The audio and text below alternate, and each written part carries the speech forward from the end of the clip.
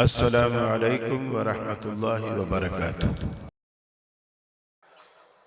अल्हम्दुलिल्लाहिल मुनअ्मिल मुहसिनिद दय्यान ज़िल फ़ज़्लि वल जूदि वल इहसान ज़िल करमि वल मग़फ़िरति वल इम्तिनान वस्सलातु वस्सलामु अला सय्यिदिल अंबिया'i खैरिल अनाम व अला आलिहि व अस्हाबिहि व अज़वाजिहिल इज़ाम व अत्बाइहि व अहबाबिहि व रुफ़क़ाइहिल बररतिल किराम। अम्मा बाद फ़अऊज़ु बिल्लाहि मिनश शैतानिर रजीम। बिस्मिल्लाहिर रहमानिर रहीम।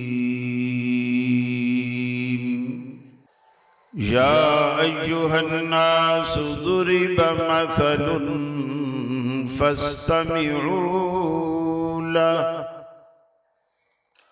इन्नल्लज़ीना तदऊन मिन दूनिल्लाहि लन यख़्लुक़ू ज़ुबाबा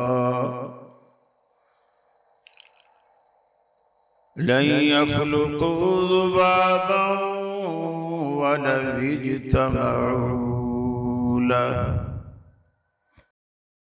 व इन यस्लुबहुमुज़्ज़ुबाबु शैअन ला यस्तनक़िज़ूहु मिन्हु ज़अफ़त-तालिब वल मतलूब मा क़दरुल्लाह हक़्क़ क़द्रिही इन्नल्लाह लक़विय्युन अज़ीज़। वक़ाल अल्लाहु तबारक व तआला वइज़ अख़ज़ रब्बुक मिन बनी आदम मिन ज़ुहूरिहिम ज़ुर्रिय्यतहुम व अशहदहुम अला अन्फुसिहिम अलस्तु बिरब्बिकुम क़ालू बला शहिदना अन तक़ूलू यौमल क़ियामह इन्ना कुन्ना अन हाज़ा गाफ़िलीन। ये मकसद है कि दुनिया से जहालत दूर हो जाए, कलामुल्लाह से मोमिन का दिल पुरनूर हो जाए।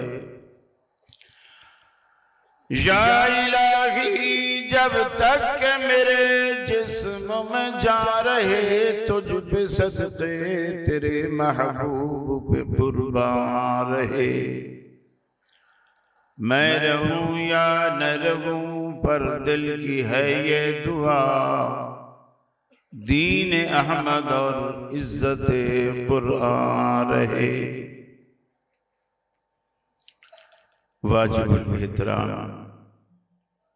उलमाए किराम,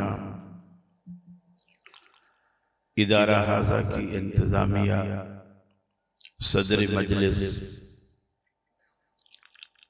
असातिज़ाए किराम, अजीज़ तालबा,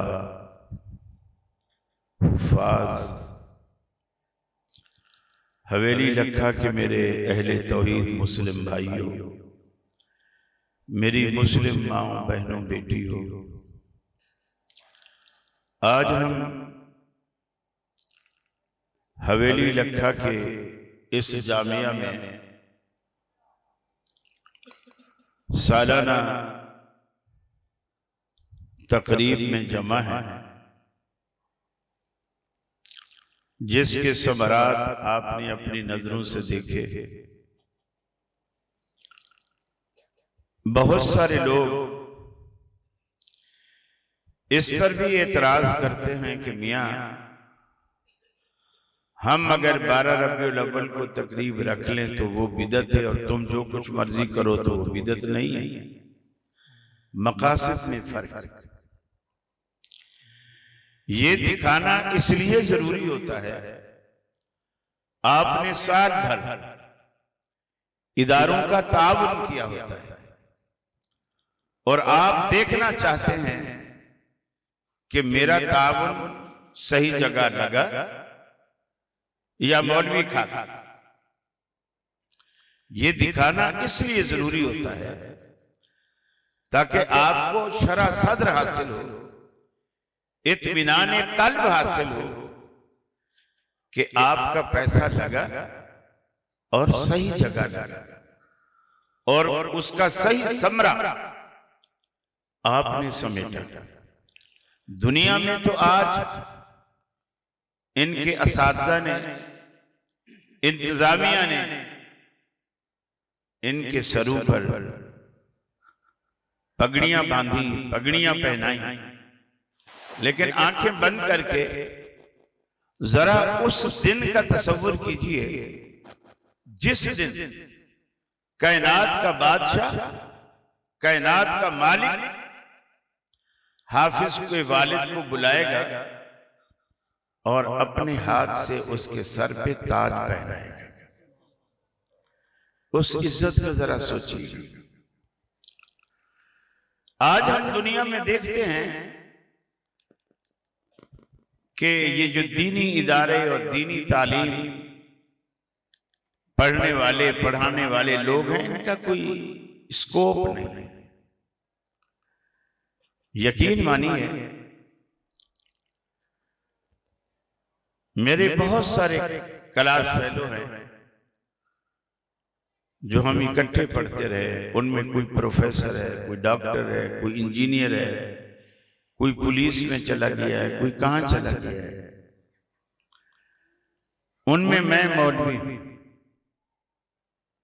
पढ़ा मैं भी उतना ही, डॉक्टर मैं भी, लेकिन मैं मौलवी। और मैं देखता हूं अल्लाह ने जितना इज्जत मुझे दी है मेरे उन दोस्तों के पास नहीं है, और इसकी वजह सिर्फ दीन है। दीन जहां जाते हैं लोग जान छिड़कते हैं, मोहब्बत करते हैं, प्यार देते हैं, फूल निछावर करते हैं। वो इसलिए नहीं कि मैं कराची में रहता हूं, कराची में बहुत सारे लोग रहते हैं, सिर्फ इस वजह से कि मेरा ताल्लुक दीन के साथ, हक के साथ, तौहीद के साथ, सुन्नत के साथ। ये चीज आपको मुआशरे में, दुनिया में, आखिरत में ऊपर ले जाता है, ऊंचा ले जाता है। आप देखें दुनिया में बड़े लोग जब कभी इस तरह की तकरीबात में आते हैं, उनकी काली झंडे वाली गाड़ी सामने गेट पे रुकती है, कारपेट बिछा होता है उनके चलने के लिए स्टेज तक।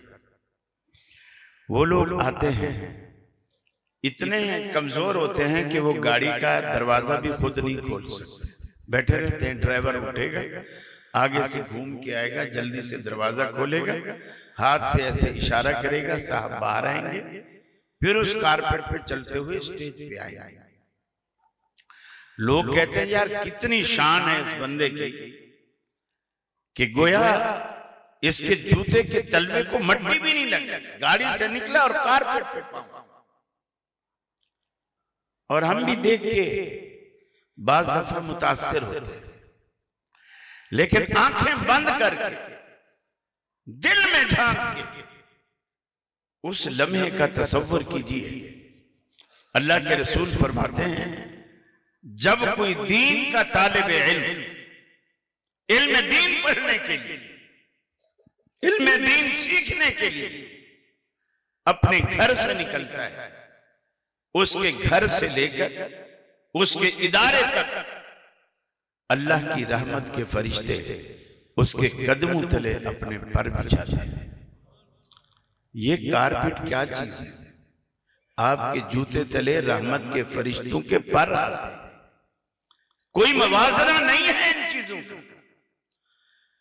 जैसा कि मोहतरम शेख साहब फरमा रहे थे कि आप हाथ खड़ा करें, आप हाथ ना खड़ा करें, अपने बच्चों को खड़ा करें कि आपको अगर अल्लाह ने 5 बच्चे 10 बच्चे दिए हैं, उसमें से 2-3 बच्चे तो आप जरूर दीनी इदारे को दें, हाफिज बनाए, आलिम बनाए। मुआशरे को जिस तरह कुल वक्ती डॉक्टर चाहिए, इंजीनियर चाहिए, मिस्त्री और मजदूर चाहिए, उसी तरह मुआशरे को कुल वक्ती एक आलिम चाहिए जो आपकी दीनी जरूरियात को पूरा करेगा। आप देखिए, यकीन मानिए, हमने बेशुमार जनाजे पढ़े, बेशुमार जनाजे, और इखलास के साथ पढ़ा। लेकिन 96 में मेरे वालिद साहब थे, उनका जनाजा मैंने पढ़ा। जब मैंने वालिद साहब का जनाजा पढ़ाया ना, जो दिल की कैफियत उस वक्त थी, एक एक लफ्ज जो दुआ का निकलता था, उसके साथ ही एक एक आंसू भी टपकता था। लेकिन वो कैफियत मैंने वालिद साहब के जनाजे के बाद दिल में कभी महसूस नहीं की। अपना खून तो खून है, दूसरों का खून पानी। अपना गम तो गम है, दूसरों का गम कहानी। आप एक बच्चा अपने घर में ऐसा जरूर पैदा कीजिए जो हम जब मर जाएं, हमारा जनाजा उठे, जनाजा मेरा बेटा पढ़े। जो इखलास के साथ दुआएं आपको वो दे सकेगा, दुनिया का कोई मौलवी आपको उतनी इखलास के साथ दुआएं नहीं दे सकेगा। अभी फर्ज कर लीजिए, हवेली लखा में कोई क्लिनिक, और वो दिल का क्लिनिक, वहां आपका अपना ही बेटा अमेरिका से पढ़ के आया हो, वहां काम करता, बड़ा डॉक्टर। आपको अल्लाह ना करे कभी दिल का मसला हो और बड़ा मसला, आप सबसे पहले क्या बोलोगे? मुझे फुलां बड़े अस्पताल में ले जाओ, फुलां महंगे अस्पताल में ले जाओ, फुलां लाहौर न्यू अस्पताल में ले जाओ, या आप बोलोगे हवेली ही लखा में मेरे बेटे के क्लिनिक पे ले जाओ? आप क्या बोलोगे? बोलिए, बेटे के क्लिनिक।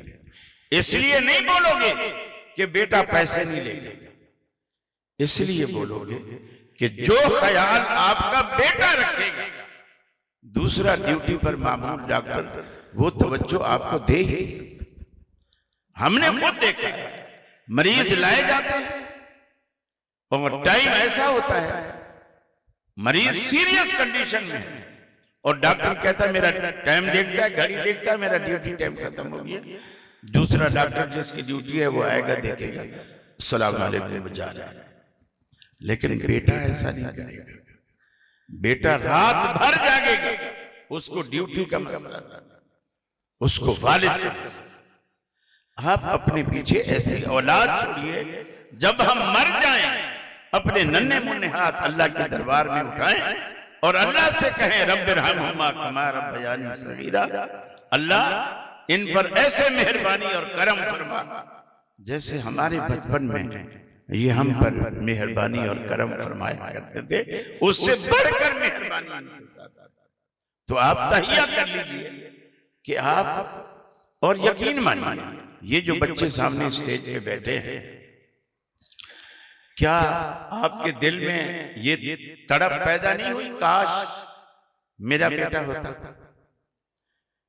या अगर आपका बेटा यहां मेरी जगह सोफे पर बैठा हुआ तकरीर कर रहा होता, कुरान सुना रहा होता, तिलावत कर रहा होता, ईमानदारी से बताइए आपका सर शर्म से झुक जाता या फखर से उठ जाता? क्या करते हैं? फखर से उठ जाता। इसलिए कि ये काम भी इज्जत वाला है, ये इज्जत वाला काम, ये सरों को ऊंचा करता है, नीचा नहीं करता। आप फौरन एक एक को बताते, ये जो आपने तिलावत सुनी है ना, ये मेरे पोते की तिलावत, इसलिए कि खुश होकर बताता। मुझे अच्छी तरह याद है, मैंने अलीपुर शहर में पहला जुमा, वो मेरा आबाई इलाका था, जिला मुजफ्फरपुर। वाले साहब मुझे ले गए, मैंने अभी उस वक्त में बहावलपुर में पढ़ता था, पहला जुम्मा पढ़ाया मैंने। वाले साहब मैंने देखा जुम्मे के बाद जो भी उनका दोस्त आ रहा है, उनको जिनको पता था कि ये इनका बेटा है, वो उनको मुबारकबाद दे रहे हैं, और जिनको पता नहीं था तो वाले साहब बता रहे हैं ये मेरा बेटा है जिसने जुम्मा पढ़ाया है।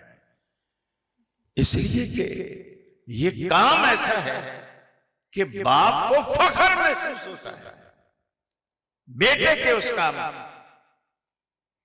खुशी महसूस होती है।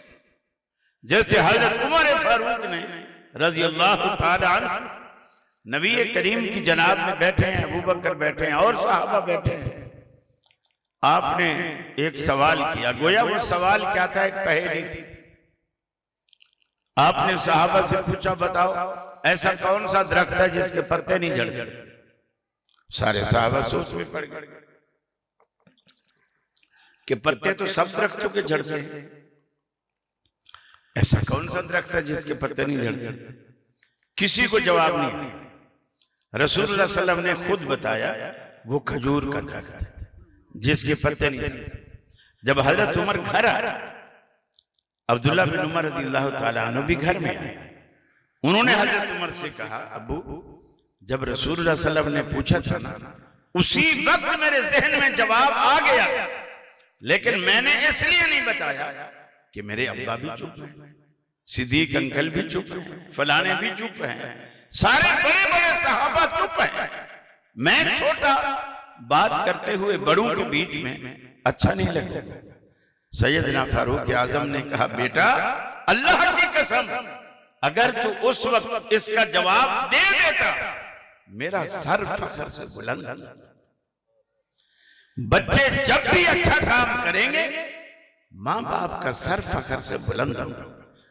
और आप अगर चाहते हैं दुनिया में भी आपका सर फख्र से बुलंद हो और आखिरत में भी फख्र से बुलंद हो, और अल्लाह रब्बुल आलमीन आपको इज्जतों से नवाजे, तो आप ये काम जरूर कीजिए। यकीन मानिए पूरे हदीस के ज़ख़ीरे में कहीं नहीं है कि डॉक्टर इतने रिश्तेदारों को बख्शवाएगा, इंजीनियर इतने रिश्तेदारों को मैं ये नहीं कहता कि बच्चों को इंजीनियर ना बनाओ, वो भी मुआशरे की जरूरत है, लेकिन जो बख्शिश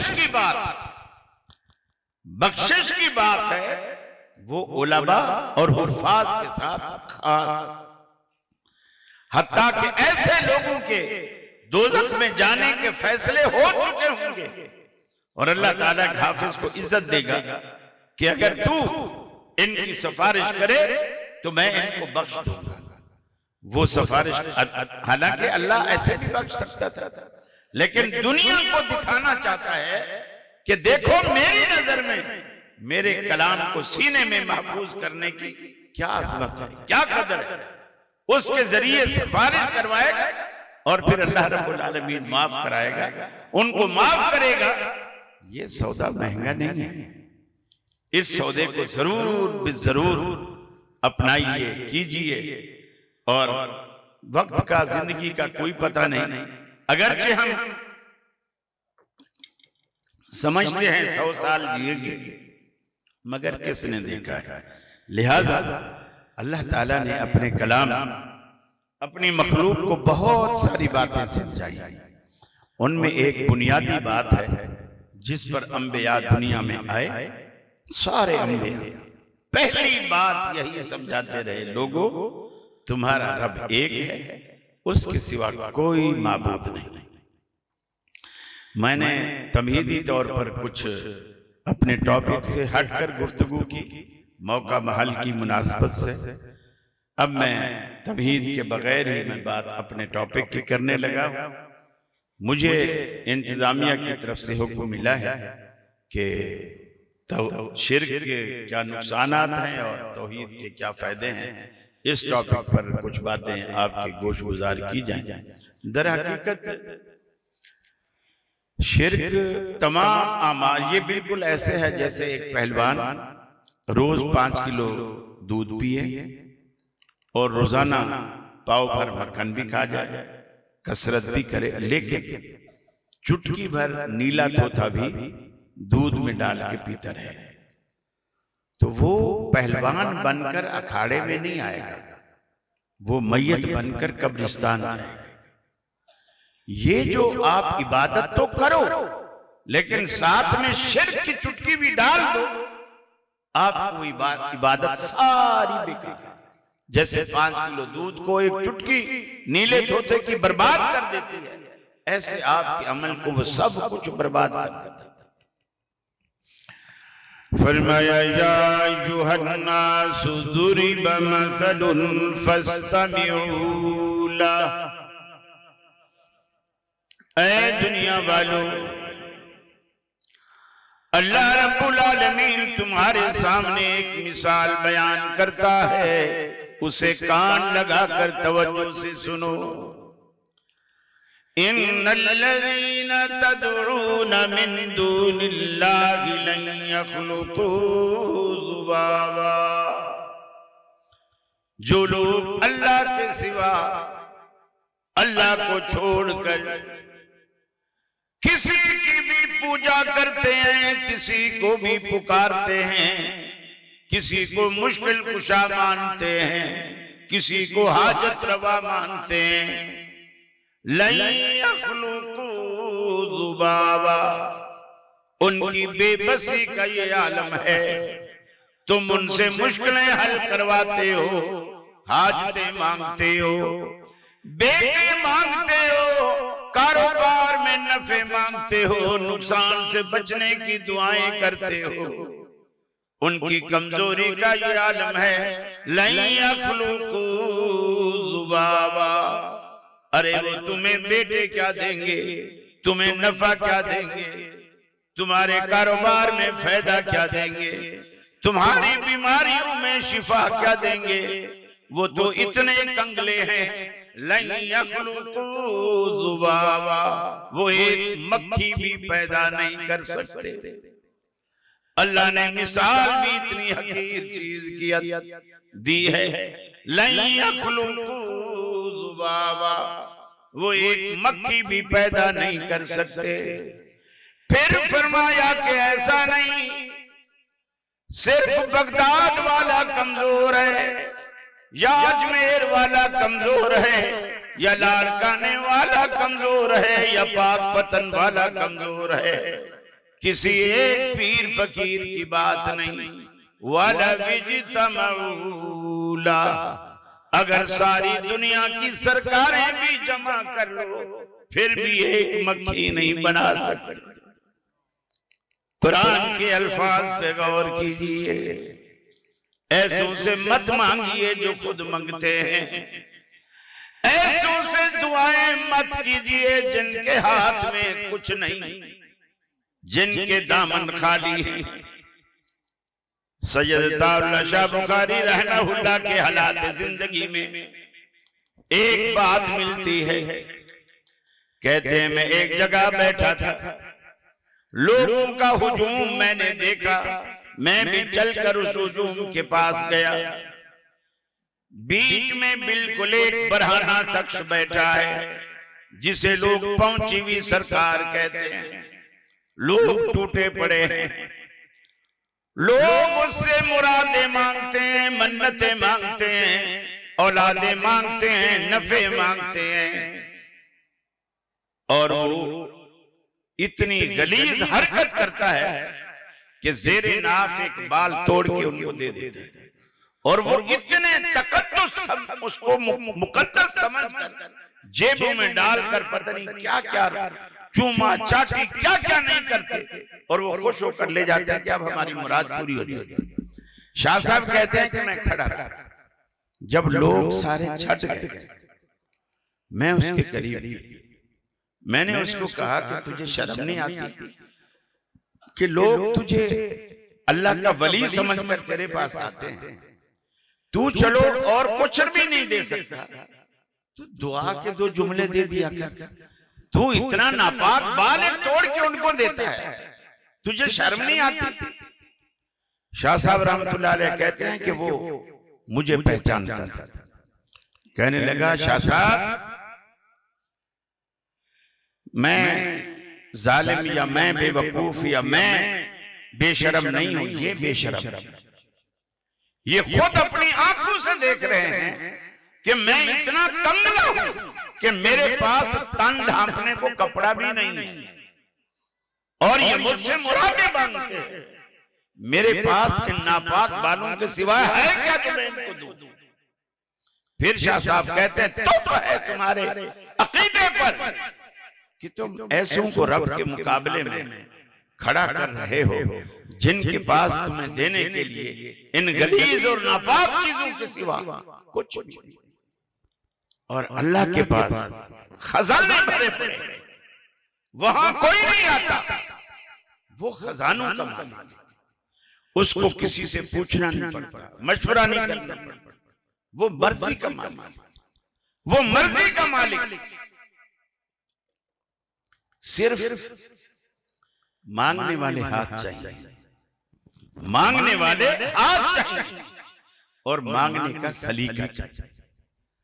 जो मांगने का तरीका है उस तरह मांगो। दरे करीम से बंदे को क्या नहीं मिलता, आप मांग के तो देखे ना उस तरीके से,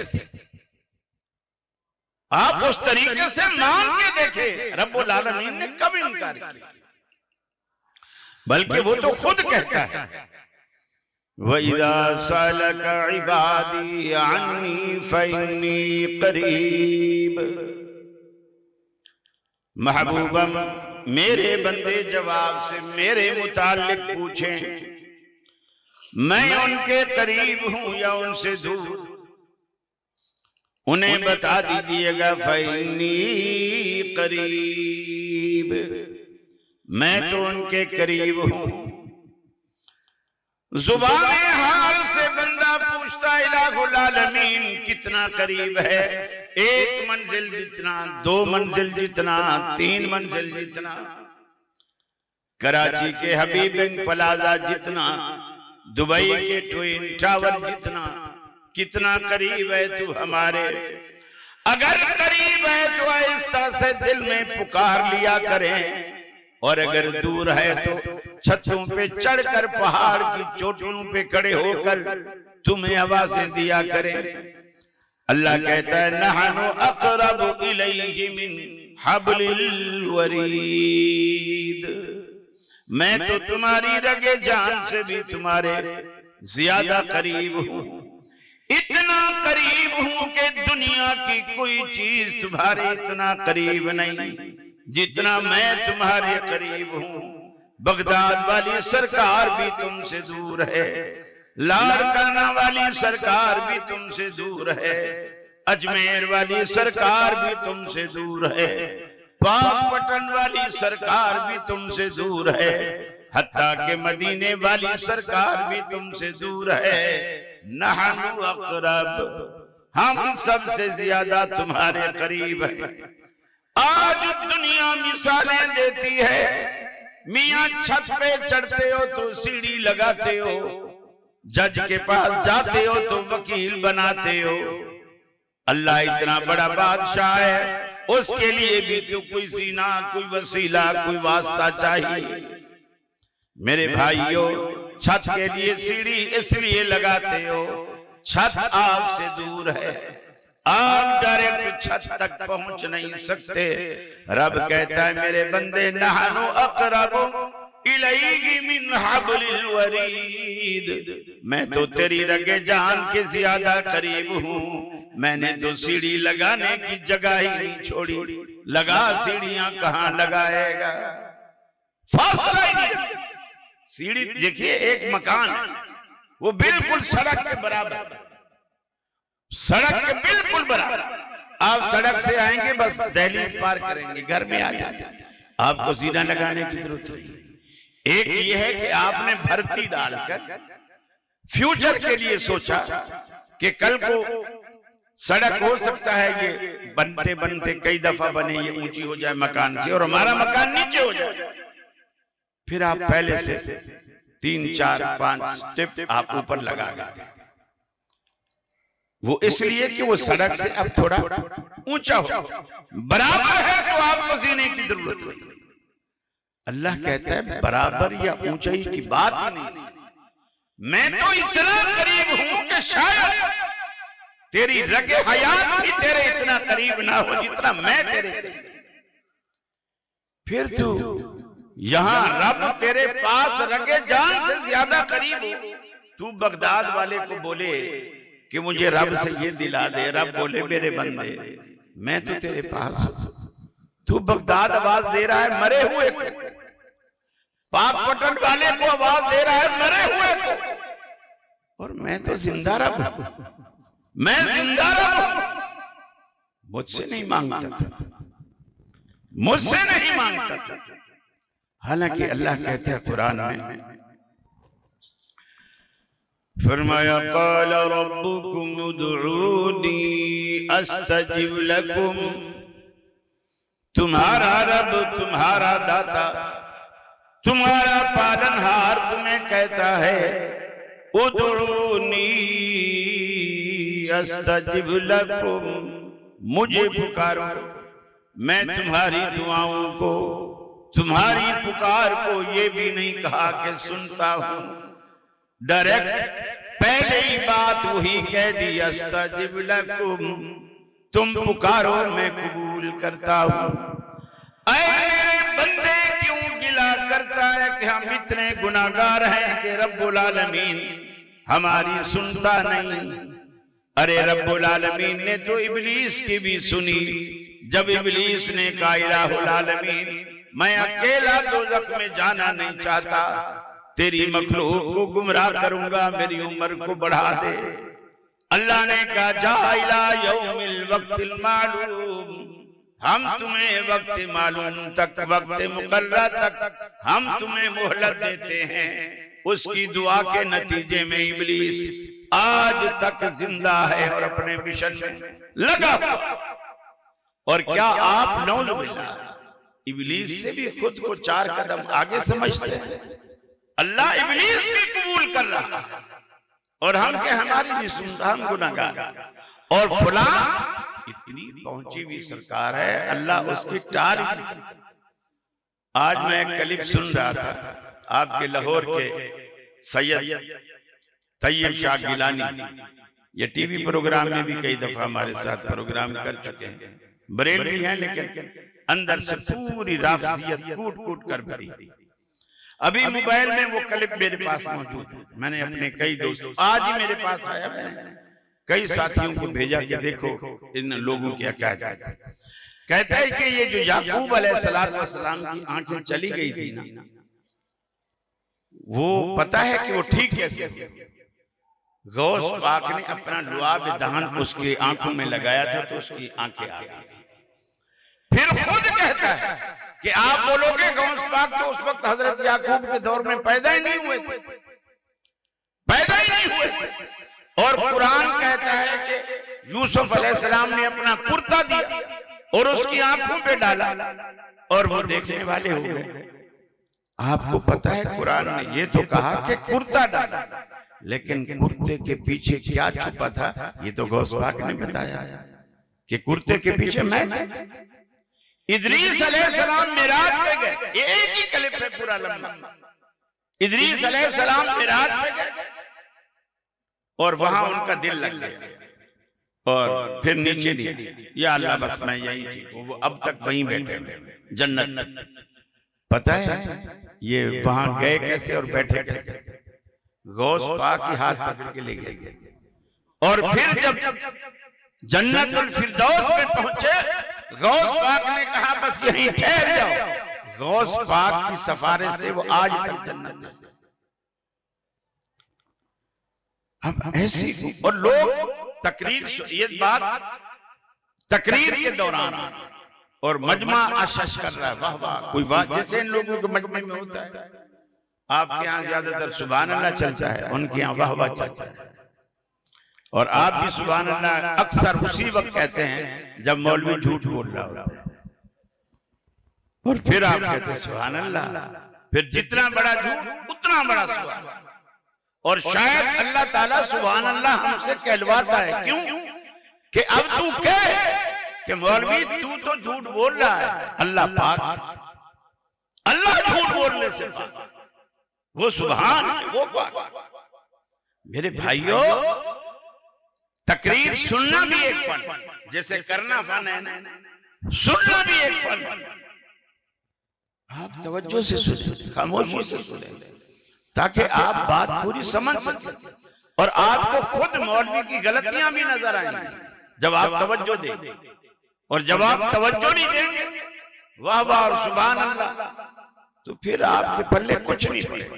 सारी रात जलसा सुनेंगे, सुबह घर वाले पूछेंगे सारी रात जलसे में बैठा रहा, हाँ तो क्या कहा मौलवी ने, ये तो पता नहीं पर मजा पड़ा। अल्लाह के बंदो, ये जलसे मजे के लिए नहीं होते, आपको दीन सिखाने के लिए, आपका अकीदा दुरुस्त करने के लिए होते। तो मैं अर्ज कर रहा था, अल्लाह ने कहा कि ये इतने कमजोर है, अगर ये सारे जमा हो जाए तो एक मक्खी भी नहीं बना सकते।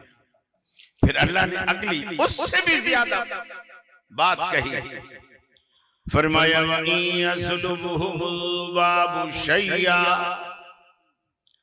अगर मक्खी उनके सामने से ग़िज़ा का कोई एक जर्रा उड़ा करके ले जाए, गोया आसान जुबान में यूं कहिए, अगर हजरत जी के सामने हलवे की प्लेट देसी घी में भुनी रखी हो, सूजी का एक दाना मक्खी अपने मुंह में लेके उड़ जाए, ला यस्तनक़िज़ुहु मिन, फरमाया ये सारे मिलकर उस मक्खी से वो जरा वापस करने की भी ताकत नहीं रखते, इतने कमजोर है।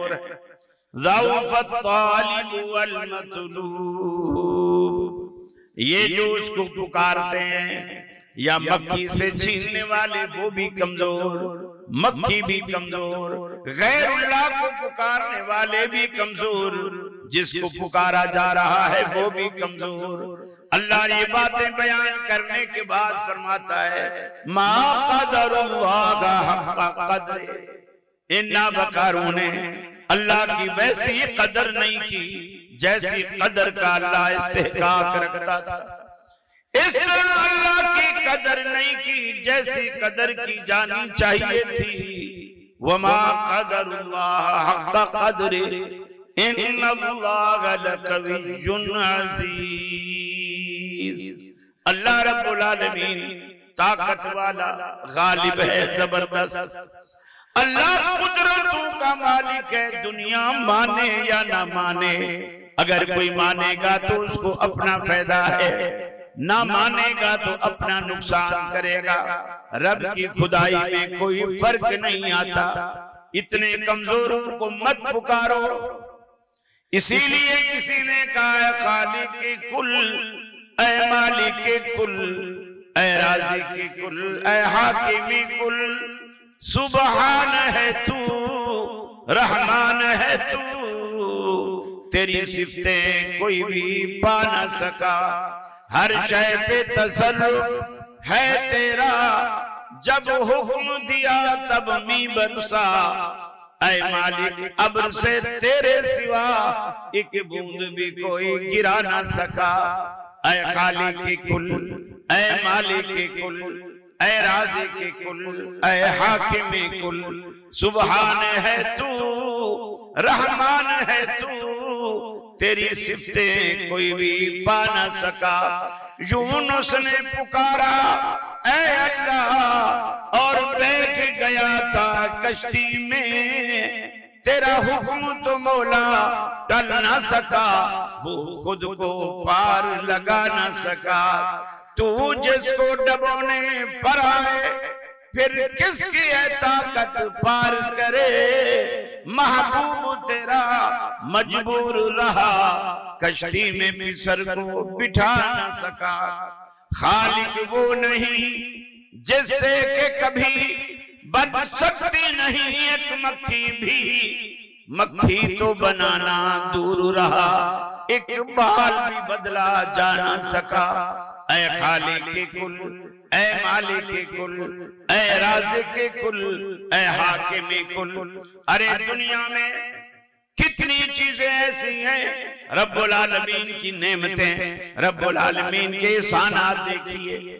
आप सकील से सकील चीज, फौलाद जैसी मजबूत चीज भी आप जमीन में दफन कर दें, कुछ अरसे बाद जमीन की नमी, उसकी बुरूदत, उसकी हिद्दत और शिद्दत लोहे और फौलाद जैसी चीज को भी गला सड़ा कर जंग में तब्दील करके खाक बना देती है।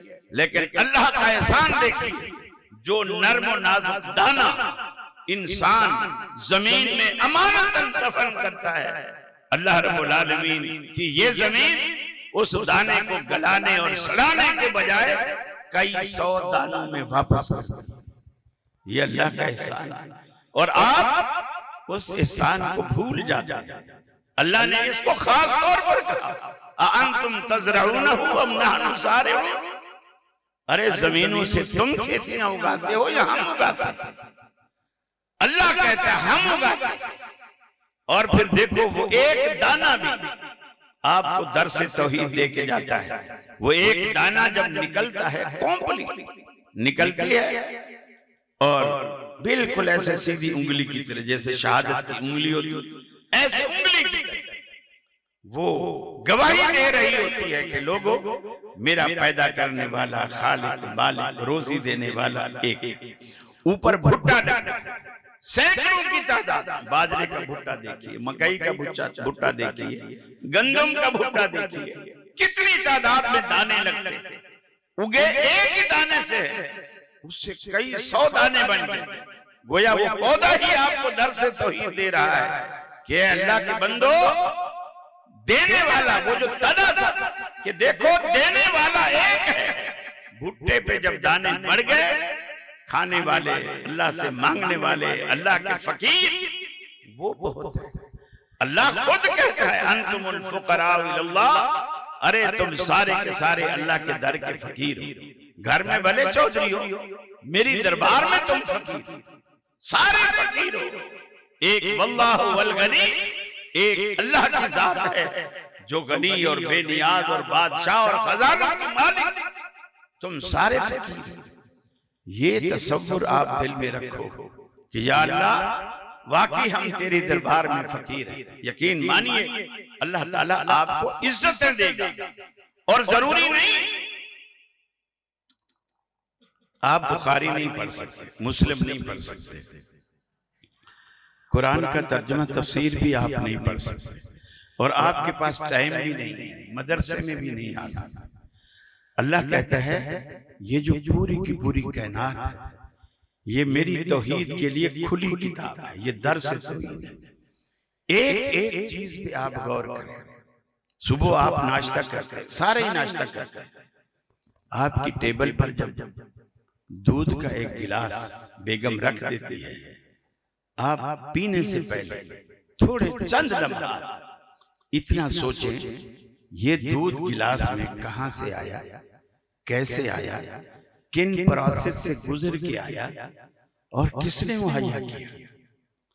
फरमाया व इन्न लकुम फिल अनआमि लइब्रा। अरे तुम देखते नहीं, तुम्हारे लिए जानवरों में भी हमने इबरत रख दी है। अगर गौर व फिक्र करो तो एक दूध का गिलास भी तुम्हारे लिए दर्से तौहीद है। मगर सोचो तो सही, नुस्क़ीकुम मिम्मा फी बुतूनिही मिन बैनि फरसिन व दमिन लबनन खालिसा। आप देखते नहीं भैंस की रंगत काली, चारे की रंगत हरी, पेशाब पीले रंग का, गोबर बदबूदार, खून की रंगत सुर्ख वो कौन है जो भैंस के पेट के अंदर तुम्हारे लिए इन्हीं रास्तों से निकाल कर शफाफ और खालिस दूध मुहैया करता है। गोबर की बदबू को भी शामिल नहीं होने देता, खून की सुर्खी को भी शामिल नहीं होने देता, भैंस की सियाही को भी शामिल नहीं होने देता, पेशाब की पिलाहट को भी शामिल नहीं होने देता।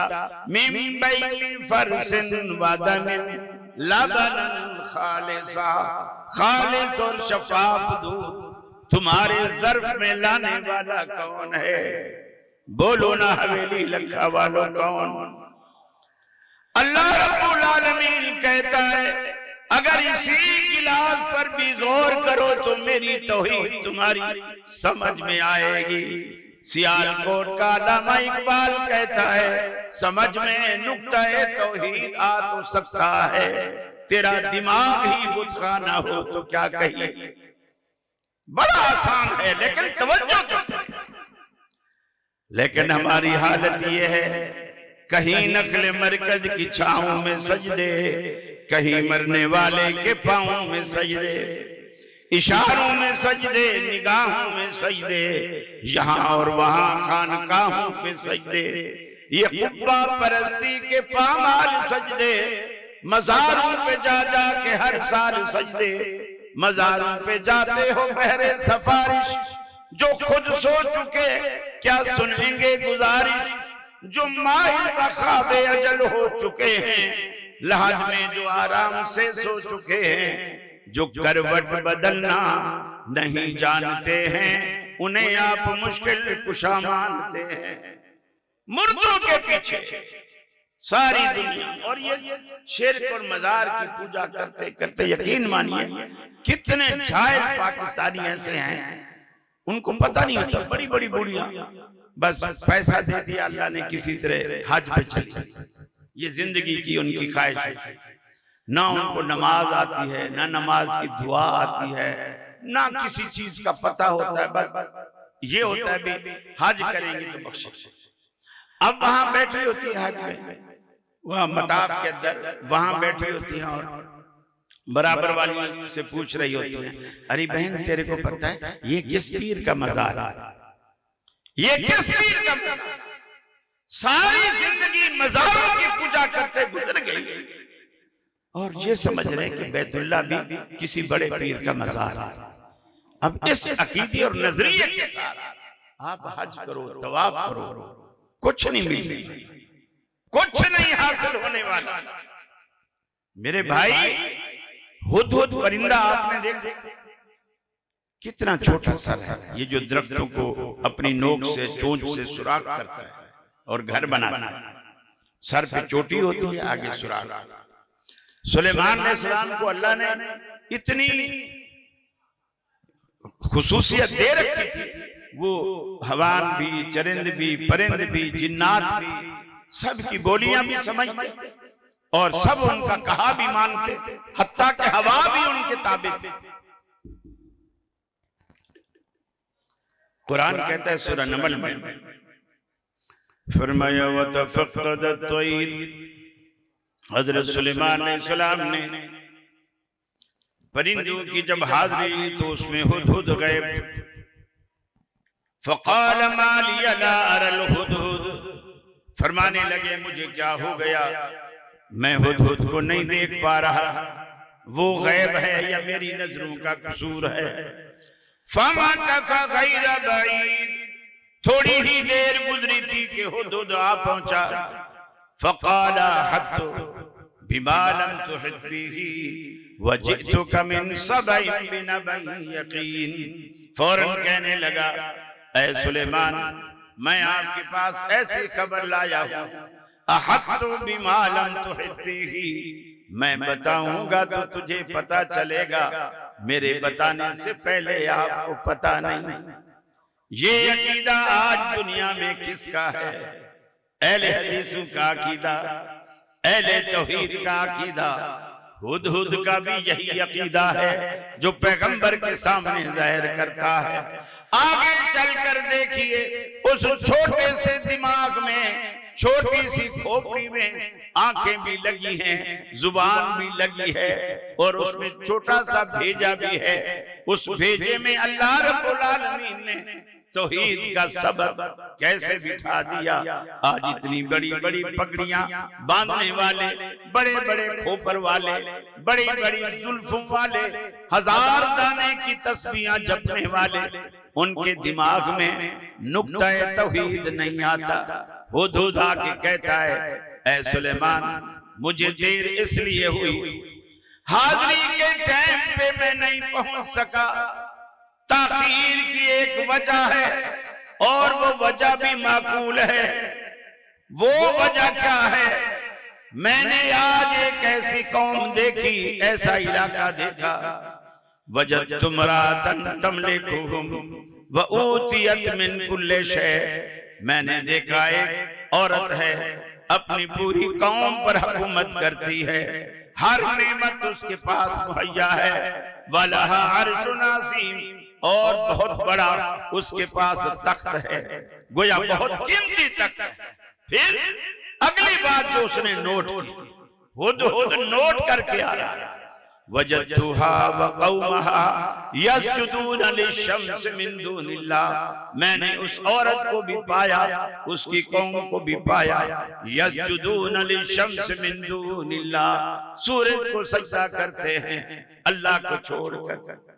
हुदहुद भी नोट कर रहा है कि सजदे के लायक तो अल्लाह के साथ, और ये पूरी कौम अंधी बनकर सूरज की पूजा कर रही है और अल्लाह को छोड़। और सुलेमान अलैहिस्सलाम ने हुदहुद की बात पे कहा कि अच्छा फिर हम इसकी तस्दीक करते, खत लिख के दिया कि जा उसके ऊपर जा गिरा के। और फिर वो क्या जवाब देते हैं, वो जवाब फिर मेरे पास आएगा, तेरी बात की तस्दीक होगी। वरना ये सजा मुकर्रर हो चुकी थी कि अगर तू बिला वजह बिला उज़्र गैर हाजिर रहा है तो हम तुझे सजा देंगे, सख्त तरीन सजा, लअज़बहन्नहु, हम ज़िबह तक यानी सजाए मौत भी दे देंगे, ये सजा दा। और उसने जब खत जाके डाला और मलका ने जब खत को पढ़ा, वजीरों मुशीरों से मशवरा किया, और सुलेमान अलैहिस्सलाम ने देखो आज ये भी एक वक्त आ गया है तो इस्लाह करता चलो। आज हमारे कितने इश्तिहार छपते हैं, कोई बिस्मिल्लाह नहीं लिखता इल्ला माशाअल्लाह। इस हफ्ते के जो मेरे पास इश्तिहार आए हैं, जो हफ्ते से लेकर आगे 2 तारीख तक किसी इश्तिहार में बिस्मिल्लाह नहीं इल्ला माशाअल्लाह, कोई एक आदमी हो तो अल्लाह। और मैंने जब कहा, मैंने कहा अल्लाह के बंदो, आप अपने प्रोग्राम को बिस्मिल्लाह की बरकत से क्यों मालूम कर रहे हैं? तो उन्होंने कहा कि जी वो असल में इश्तिहार होता है, फट जाता है और लोग फेंक देते हैं, तो वो तो बड़ा बेअदबी होती है बिस्मिल्लाह की। मैंने कहा ये जो आपने खलीलुर रहमान लिखा है, इस पे रहमान किसका नाम है? कहने लगे अल्लाह का। मैंने क्या फुला इश्तिहार में अब्दुल्ला नाम लिखा हुआ है, किसी में कोई नाम लिखा हुआ है, किसी में मोहम्मद साद नाम लिखा हुआ है, ये मोहम्मद किसका नाम है? इनकी बेअदबी नहीं होती, सिर्फ बिस्मिल्लाह की अदबी होती। रहमान अल्लाह का नाम है, उसकी बेअदबी नहीं होती। फिर बेअदबी करने वाला मुजरिम, लिखने वाला मुजरिम नहीं है। सुलेमान अलैहिस्सलाम लिख रहे हैं, इन्नहु मिन सुलेमान व इन्नहु बिस्मिल्लाहिर रहमानिर रहीम। सुलेमान अलैहिस्सलाम की तरफ से ये खत जा रहा है और अल्लाह के नाम के साथ जा रहा है। उसकी मर्जी, उसकी इज्जत करे, तौकीर करे या फाड़ के फेंके। अल्लाह के रसूल ने बादशाहों को खुतूत लिखे, बिस्मिल्लाह के अलावा आपने पुरानी आयात भी उसमें लिखी। किसी ने चूम लिया, किसी ने फाड़ के फेंक दिया। आपने ये नहीं कहा कि आइंदा पुरानी आयात नहीं लिखा करेंगे, बल्कि आपने जिन्होंने फाड़ा आपने बद्दुआ दी, अल्लाह तू भी इनके इक्तदार के, इनके वजूद के ऐसे टुकड़े टुकड़े कर दे जिस तरह इन्होंने मेरे खत के टुकड़े किए। और अल्लाह ने ऐसा ही ईरान के बादशाह के यही हाल किया। अल्लाह के रसूल की बददुआ नहीं। अपने प्रोग्रामों को बिस्मिल्लाह की बरकतों से महरूम न कीजिए। बिस्मिल्लाह की आदत डालिए। उठते बैठते, खाना पीते वक्त, खाते वक्त बिस्मिल्लाह कहिए। पी ले खा ले अल्हम्दुलिल्लाह कहिए। ये मुफ्त का एक जिक्र है। आप कोई तहरीर लिखने बैठे, डॉक्टर है, नुस्खा लिखने बैठे, बिस्मिल्लाह लिखिए, इंशाअल्लाह उसकी दवाई में अल्लाह शिफा डाले। बिस्मिल्लाह से लिखिए। ये जो अल्लाह का नाम किसी चीज में आता है, हर चीज के अंदर, ये पानी इसके अंदर दोनों चीजें मौजूद हैं, खैर भी मौजूद है, शर भी। आप जब बिस्मिल्लाह पढ़ते हैं, अल्लाह का नाम उसमें से शर को निकाल देता है और खैर को आपके लिए बाकी रखता है।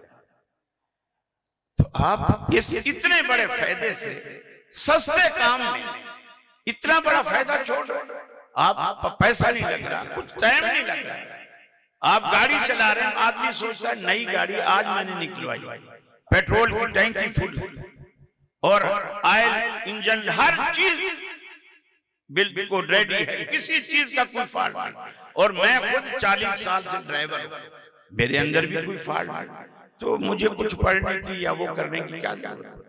ठीक है, तू भी कारीगर है, टायर भी नए हैं, पेट्रोल भी डला हुआ है, गाड़ी भी नई है, लेकिन ऐसा भी तो हो सकता है कि सामने वाला अनाड़ी हो, वो आकर आपकी गाड़ी में ठोक दे, आपकी होशियारी क्या करेगी? लेकिन जब आप अल्लाह का नाम लेकर बैठते हैं, अल्लाह का नाम उस सवारी में से शर के पहलू को निकाल देता है, सिर्फ खैर को आपके लिए बाकी है।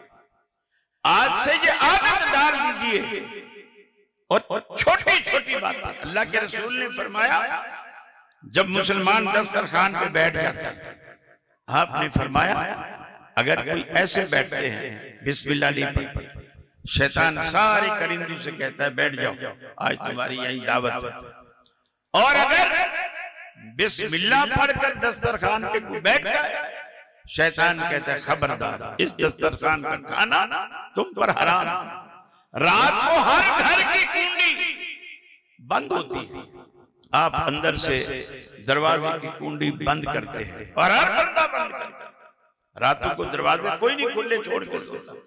लेकिन अल्लाह के रसूल ने फरमाया अगर कोई शख्स अपने दरवाजे की कुंडी बिस्मिल्लाह पढ़ के बंद करता है, कसम है उस जात की जिसके कब्जे में मैं मोहम्मद सल्लल्लाहु अलैहि वसल्लम का सर है, शैतान उस घर की दहलीज को पार ही नहीं कर सकता जिसकी कुंडी बिस्मिल्लाह पढ़कर बंद की। मेरे भाइयों, सस्ते नुस्खे, आप गार्ड भी रखोगे, चौकीदार भी रखोगे, आजकल के दौर में 25-30 हजार से कम में नहीं आता, लेकिन उसकी भी आंख लग सकता है, वो भी इंसान, वो भी सो सकता है, फिर भी कोई चोर चक्का आ सकता है, कोई दीवार बना सकता है। लेकिन आप बिस्मिल्लाह पढ़े, अल्लाह के रसूल ने फरमाया शैतान उस घर की तहलीद ही पार नहीं कर सकता। ये दुआएं बच्चों को याद कराइए, बीवी को याद कराइए, क्योंकि हमेशा कुंडी आप नहीं लगाते, कभी बेगम भी लगाती, कभी बच्चे भी लगाते, कभी बेटी लगा देती, सबको ये बातें बताता। बिस्मिल्लाह सिखाएं हर चीज। अल्लाह रब्बुल आलमीन का नाम एक ऐसी चीज है आपके लिए खैर ही खैर, भलाई ही भलाई, फलाह ही फलाह और शर से आपको महफूज रखने वाला। आप देखें अल्लाह ताला के साथ, अल्लाह ताला ने छोटी छोटी चीजों के अंदर अपनी तौहीद कैसी रख दी। एक चूंटी, हजारों चूंटियां आप रोजाना अपने कदमों तले रोंद डालते। सूरह नमल में अल्लाह ने पूरी सूरत की चूंटी के नाम दिया।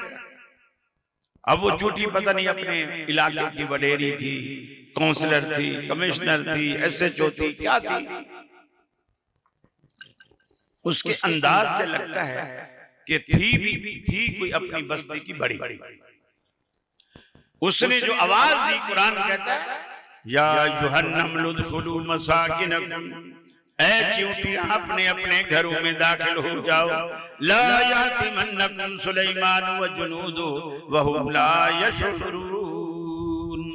फरमाया ऐसा ना हो, सुलेमान का लश्कर आ रहा है, खुद भी आ रहे हैं, तुम उनके पांव तले छोटी होने की वजह से पांव तले रोंदी जाओ, वहुम ला यशूरून, और उन्हें पता तक ना चले। चींटी का भी ये अकीदा है, ऐसा मुमकिन है कि हम पैगंबर के पांव तले दब जाएं और पैगंबर ला इल्म हो।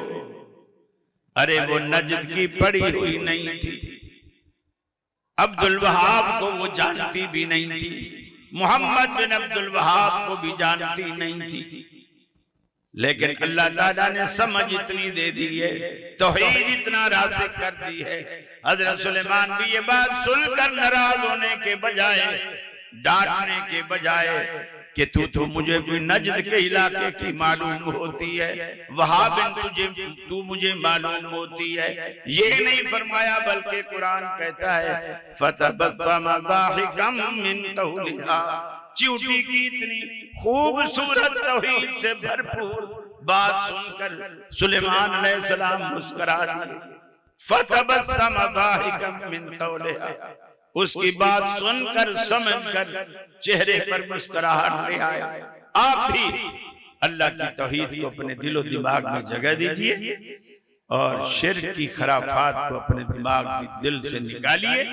अगर आप चाहते हैं आपकी नमाजों का, आपके हज का, आपकी ज़कातों का, आपके खैरात सदकात का, आपके वज़ाइफ का, आपके अज़कार का आपको कोई फायदा हो, अगर आप ये चाहते हैं कि फायदा हो, तो आप जरूर इसको इस्तेमाल कीजिए और शिर्क को निकालिए, दिल से निकालिए, जगह न दीजिए। कह दो इन हसरतों से कहीं और जा बसें, इतनी जगह कहाँ है दिल दागदार में। अस्सलाम वालेकुम।